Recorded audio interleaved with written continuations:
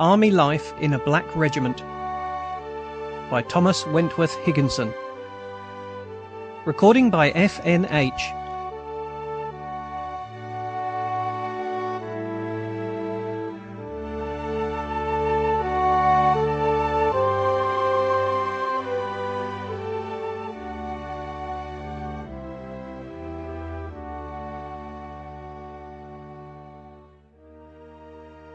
Chapter 1. Introductory. These pages record some of the adventures of the 1st South Carolina Volunteers, the first slave regiment mustered into the service of the United States during the Civil War. It was, indeed, the first colored regiment of any kind so mustered, except a portion of the troops raised by Major General Butler at New Orleans. These scarcely belonged to the same class, however, being recruited from the free colored population of that city, a comparatively self-reliant and educated race. The darkest of them, said General Butler, were about the complexion of the late Mr. Webster. The 1st South Carolina, on the other hand, contained scarcely a free man, had not one mulatto in 10, and a far smaller proportion who could read or write when enlisted. The only contemporary regiment of a similar character was the 1st Kansas Colored, which began recruiting a little earlier, though it was not mustered in the usual basis of a military seniority till later. See the Appendix. These were the only colored regiments recruited during the year 1862. The 2nd South Carolina and the 54th Massachusetts followed early in 1863. This is the way in which I came to the command of this regiment. One day in November 1862, I was sitting at dinner with my lieutenants, John Goodall and Luther Bigelow, in the barracks of the 51st Massachusetts, Colonel Sprague, when the following letter was put into my hands. Beaufort, S.C., November 5, 1862. My dear Sir, I am organizing the 1st Regiment of South Carolina Volunteers, with every prospect of success. Your name has been spoken of in connection with the command of this regiment by some friends in whose judgment I have confidence. I take great pleasure in offering you the position of colonel in it, and hope that you may be induced to accept. I shall not fill the place until I hear from you, or sufficient time shall have passed for me to receive your reply. Should you accept, I enclose a pass for Port Royal, of which I trust you will feel disposed to avail yourself at once. I am, with sincere regard, yours truly, R. Saxton, Brigadier General, Military Government. Had an invitation reached me to take command of a regiment of Kalmuck Tartars, it could hardly have been more unexpected. I had always looked for the arming of the blacks, and had always felt a wish to be associated with them, had read the scanty accounts of General Hunter's abortive regiment, and had heard rumours of General Saxton's renewed efforts. But the prevalent tone of public sentiment was still opposed to any such attempts. The government kept very shy of the experiment, and it did not seem possible that the time had come when it could be fairly tried. For myself, I was at the head of a fine company of my own raising, and in a regiment to which I was already much attached. It did not seem desirable to exchange a certainty for an uncertainty, for who knew but General Saxton might yet be thwarted in his efforts by the pro-slavery influence that had still so much weight at headquarters. It would be intolerable to go out to South Carolina and find myself, after all, at the head of a mere plantation guard or a day school in uniform. I therefore obtained from the War Department, through Governor Andrew, permission to go and report to General Saxton without at once resigning my captaincy. Fortunately, it took but a few days in South Carolina to make it clear that all was right, and the return steamer took back a resignation of the Massachusetts commission. Thenceforth my lot was cast altogether with the black troops, except when regiments or detachments of white soldiers were also under my command, during the 2 years following. These details would not be worth mentioning, except as they show this fact, that I did not seek the command of the colored troops, but it sought me. And this fact, again, is only important to my story for this reason, that under these circumstances I naturally viewed the new recruits rather as subjects for discipline than for philanthropy. I had been expecting a war for 6 years, ever since the Kansas troubles, and my mind had dwelt on military matters more or less during all that time. The best Massachusetts regiments already exhibited a high standard of drill and discipline, and unless these men could be brought tolerably near that standard, the fact of their extreme blackness would afford me, even as a philanthropist, no satisfaction. Fortunately, I felt perfect confidence that they could be so trained, having happily known by experience the qualities of their race, and knowing also that they had home and household and freedom to fight for, besides that abstraction of the Union. Trouble might perhaps be expected from white officials, though this turned out far less than might have been feared. But there was no trouble to come from the men, I thought, and none ever came. On the other hand, it was a vast experiment of indirect philanthropy, and one on which the result of the war and the destiny of the negro race might rest, and this was enough to tax all one's powers. I had been an abolitionist too long, and had known and loved John Brown too well, not to feel a thrill of joy at last on finding myself in the position where he only wished to be. In view of all this, it was clear that good discipline must come first. After that, of course, the men must be helped and elevated in all ways as much as possible. Of discipline there was a great need, that is, of order and regular instruction. Some of the men had already been under fire, but they were very ignorant of drill and camp duty. The officers being appointed from a dozen different states, and more than as many regiments, infantry, cavalry, artillery, and engineers, had all that diversity of methods which so confused our army in those early days. The first need, therefore, was of an unbroken interval of training. During this period, which fortunately lasted nearly 2 months, I rarely left the camp, and got occasional leisure moments for a fragmentary journal to send home, recording many odd and novel aspects of the new experience.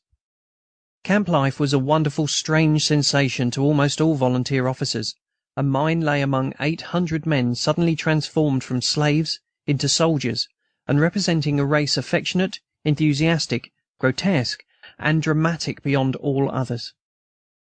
Being such, they naturally gave material for description. There is nothing like a diary for freshness. At least, so I think, and I shall keep to the diary through the days of the camp life, and throw the later experience into another form. Indeed, that matter takes care of itself. Diaries and letter-writing stop when the field service begins. I am under pretty heavy bonds to tell the truth, and only the truth, for those who look back to the newspaper correspondence of that period will see that this particular regiment lived for months in a glare of publicity such as tests any regiment severely, and certainly prevents all subsequent romancing in its historian.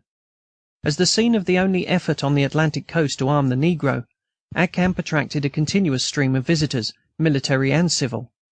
A battalion of black soldiers, a spectacle since so common, seemed then the most daring of all innovations, and the whole demeanour of this particular regiment was watched with microscopic scrutiny by friends and foes.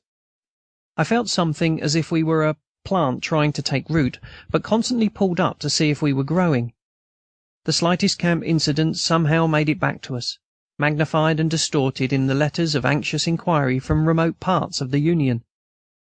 It was no pleasant thing to live under such constant surveillance, but it guaranteed the honesty of any success, while fearfully multiplying the penalties had there been a failure.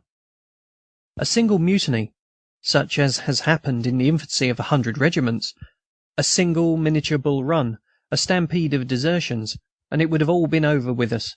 The party of distrust would have got the upper hand, and there might not have been, during the whole contest, another effort to arm the negro. I may now proceed, without further preparation, to the diary.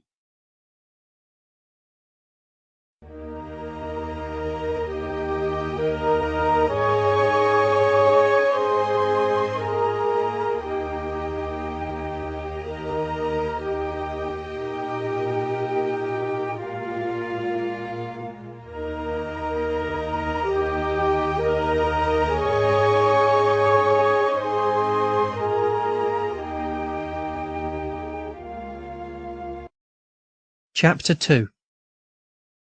Camp Diary. Camp Saxton, near Beaufort, S.C., November 24, 1862.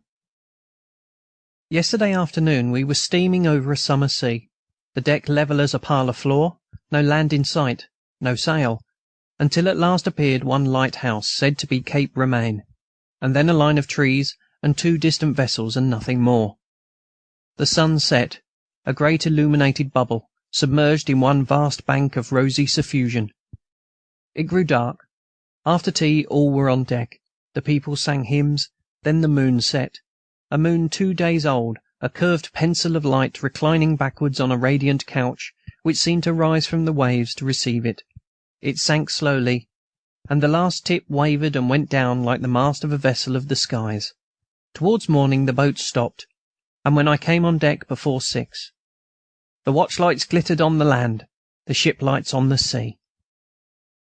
Hilton Head lay on one side, the gunboats on the other. All that was raw and bare in the low buildings of the new settlement was softened into picturesqueness by the early light. Stars were still overhead, gulls wheeled and shrieked, and the broad river rippled duskily towards Beaufort. The shores were low and wooded, like any New England shore. There were a few gunboats, 20 schooners, and some steamers, among them the famous Planter, which Robert Small, the slave, presented to the nation. The river banks were soft and graceful, though low, and as we steamed up to Beaufort on the flood tide this morning, it seemed almost as fair as the smooth and lovely canals which Stedman traversed to meet his negro soldiers in Surinam. The air was cool, as at home, yet the foliage seemed green. Glimpses of stiff tropical vegetation appeared along the banks, with great clumps of shrub, whose pale seed vessels looked like tardy blossoms. Then we saw on a picturesque point an old plantation with stately magnolia avenue, decaying house, and tiny church amid the woods, reminding me of Virginia. Behind it stood a neat encampment of white tents. "And there," said my companion, "is your future regiment." 3 miles further brought us to the pretty town of Beaufort, with its stately houses amid southern foliage. Reporting to General Saxton, I had the luck to encounter a company of my destined command, marched in to be mustered into the United States service. They were unarmed, and all looked as thoroughly black as the most faithful philanthropist could desire. There did not seem to be so much as a mulatto among them. Their colouring suited me, all but the legs, which were clad in a lively scarlet, as intolerable to my eyes as if they had been a turkey. I saw them mustered. General Saxton talked to them a little in his direct, manly way. They gave close attention, though their faces looked impenetrable. Then I conversed with some of them. The first to whom I spoke had been wounded in a small expedition after lumber, after which a party had just returned, and in which they had been under fire and had done very well. I said, pointing to his lame arm, "Did you think that was more than you bargained for, my man?" His answer came promptly and stoutly, "I been a tinkin', massa, dot's jest what I went for." I thought this did well enough for my very first interchange of dialogue with my recruits. November 27, 1862. Thanksgiving Day. It is the first moment I have had for writing during these 3 days, which have installed me in a new mode of life so thoroughly that they seem 3 years. Scarcely pausing in New York or in Beaufort, there seems to have been for me but one step from the camp of Massachusetts Regiment to this, and that step over leagues of waves. It is a holiday, wherever General Saxton's proclamation reaches. The chilly sunshine and the pale blue river seems like New England, but those alone. The air is full of noisy drumming, and of gunshots, for the prize-shooting is our great celebration of the day, and the drumming is chronic. My young barbarians are all at play. I look out from the broken windows of this forlorn plantation house through avenues of great live oaks, with their hard shining leaves and their branches hung with a universal drapery of soft long moss, like fringe trees. Sample complete.